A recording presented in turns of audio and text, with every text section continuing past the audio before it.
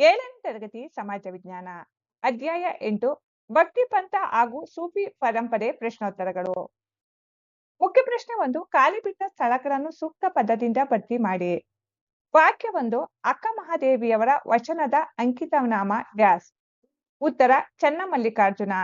ಅಕ್ಕ ಮಹಾದೇವಿಯವರ ವಚನದ ಅಂಕಿತನಾಮ ಚನ್ನಮಲ್ಲಿಕಾರ್ಜುನ. ಪ್ರಶ್ನೆ 2. ಪುರಂದರದಾಸರು ಡ್ಯಾಸ್ ಆಸ್ಥಾನದಲ್ಲಿ ಇದ್ದರು. ಉತ್ತರ ಕೃಷ್ಣದೇವರಾಯನ. ಪುರಂದರದಾಸರು ಕೃಷ್ಣದೇವರಾಯನ ಆಸ್ಥಾನದಲ್ಲಿ ಇದ್ದರು. ವಾಕ್ಯ 3. ಆದಿಕೇಶವ ಎಂಬುದು ಡ್ಯಾಸ್ರ ಅಂಕಿತನಾಮ. ಉತ್ತರ ಕನಕದಾಸರ. ಆದಿಕೇಶವ ಎಂಬುದು ಕನಕದಾಸರ ಅಂಕಿತನಾಮ.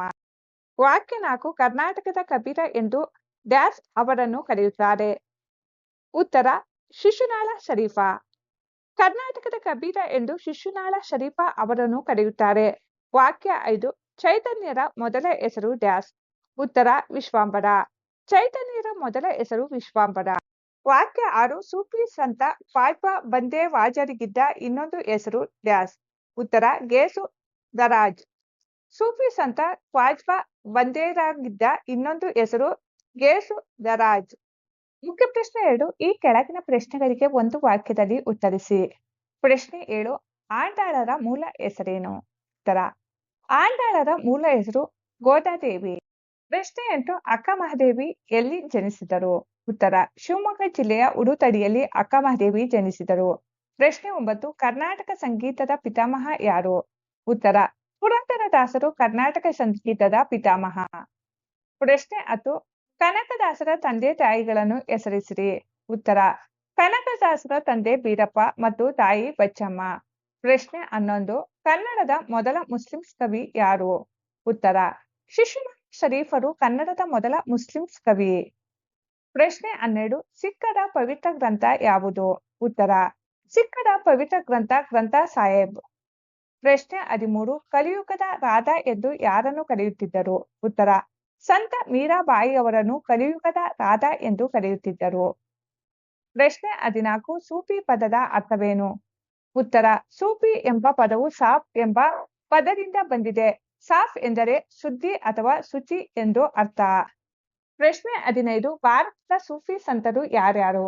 ಉತ್ತರ ನಿಜಾಮುದ್ದೀನ್ ಜೌಲಿಯಾ, ಖ್ವಾಜಾ ಬಂದೇನವಾಜ್, ಮುಹಿನುದ್ದೀನ್ ಚಿಸ್ತಿ ಇವರು ಭಾರತದ ಸೂಫಿ ಸಂತರು. ಪ್ರಶ್ನೆ 16. ಚಿಸ್ತಿ ಪಂಗಡದ ಸ್ಥಾಪಕ ಯಾರು?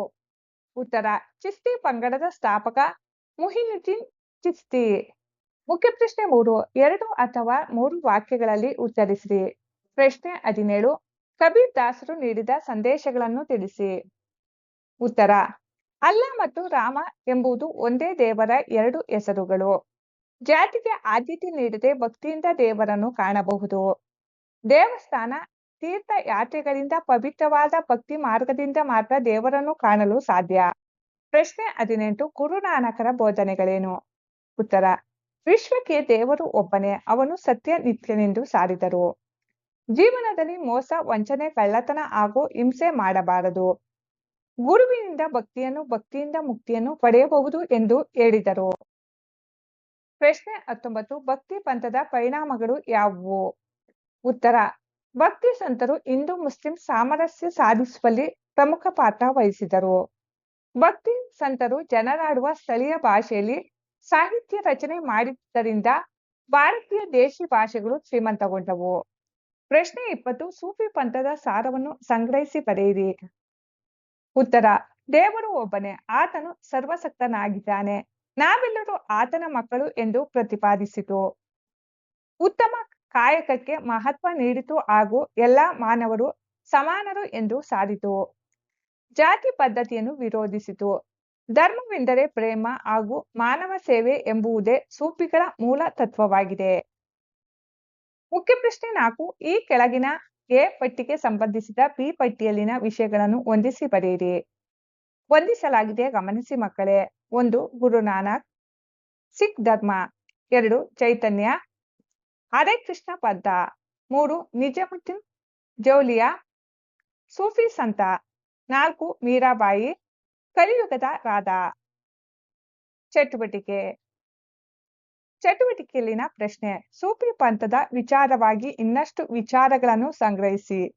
ಭಾರತದ ಬಹುಧರ್ಮೀಯ ಸಮಾಜದ ಮೇಲೆ ಅವರ ಪ್ರಭಾವ ಹಾಗೂ ಇಂದಿನ ಸನ್ನಿವೇಶದಲ್ಲಿ ಅವರ ಪ್ರಸ್ತುತತೆಯ ವಿಚಾರ ಕುರಿತು ಸಂಕ್ಷಿಪ್ತ ಟಿಪ್ಪಣಿ ಬರೆಯಿರಿ. ಸೂಫಿ ಪಂಥದ ಪರಿಚಯ. ಸೂಫಿ ಪಂಥವು ಇಸ್ಲಾಂ ಧರ್ಮದ ಒಂದು ಆಧ್ಯಾತ್ಮಿಕ ಹಾಗೂ ಪ್ರೇಮ ಮಾರ್ಗದ ಶಾಖೆಯಾಗಿದೆ.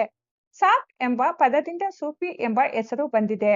ಸರಳ ಜೀವನ, ಪ್ರಾರ್ಥನೆ, ಕಾಯಕ ಮತ್ತು ಮಾನವ ಸೇವೆಯೇ ಸೂಫಿ ಸಂತರ ಪ್ರಮುಖ ಮಾರ್ಗವಾಗಿತ್ತು. ಖ್ವಾಜಾ ಮುಜಾಹಿದ್ದೀನ್ ಚಿಸ್ತಿ, ನಿಜಾಮುದ್ದೀನ್ ಜೌಲಿಯಾ ಮತ್ತು ಖ್ವಾಜಾ ಬಂದೇ ನವಾಜ್ ಭಾರತದ ಪ್ರಮುಖ ಸೂಫಿ ಸಂತರಾಗಿದ್ದಾರೆ.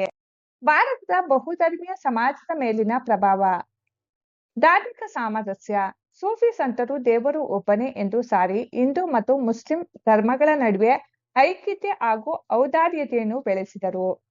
ಸರಳ ಬೋಧನೆ ಮತ್ತು ಪ್ರಾದೇಶಿಕ ಭಾಷೆ. ಇವರು ಜನಸಾಮಾನ್ಯರ ಭಾಷೆಯಾದ ಹಿಂದಿ, ಉರ್ದು, ಕದನಿ ಹಾಗೂ ಕನ್ನಡ ಭಾಷೆಯಲ್ಲಿ ಸಾಹಿತ್ಯ ಹಾಗೂ ತತ್ವ ಪದಗಳನ್ನು ರಚಿಸಿ ಧರ್ಮವನ್ನು ಸರಳೀಕರಿಸಿದರು. ಸಾಮಾಜಿಕ ಸಮಾನತೆ. ಜಾತಿ ಪದ್ಧತಿ, ಮೇಲು ಕೀಳು ಹಾಗೂ ಆಡಂಬರದ ಆಚಾರ ವಿಚಾರಗಳನ್ನು ವಿರೋಧಿಸಿ ಎಲ್ಲಾ ಮಾನವರು ಸಮಾನರು ಎಂದು ಸಾರಿದರು. ದರ್ಗಾಗಳು, ಔದಾರ್ಯ ಕೇಂದ್ರಗಳು. ಬಂದೇನ ವಾಜಾರ ಉರುಸ್ನಂತಹ ಆಚರಣೆಯಲ್ಲಿ ಇಂದಿಗೂ ಎಲ್ಲಾ ಧರ್ಮದ ಜನರು ಒಟ್ಟಾಗಿ ಪಾಲ್ಗೊಳ್ಳುತ್ತಾರೆ. ಇಂದಿನ ದಿನಗಳಲ್ಲಿ ಸೂಫಿ ತತ್ವದ ಪ್ರಸ್ತುತತೆ. ಶಾಂತಿ ಮತ್ತು ಸಹಬಾಳ್ವೆ.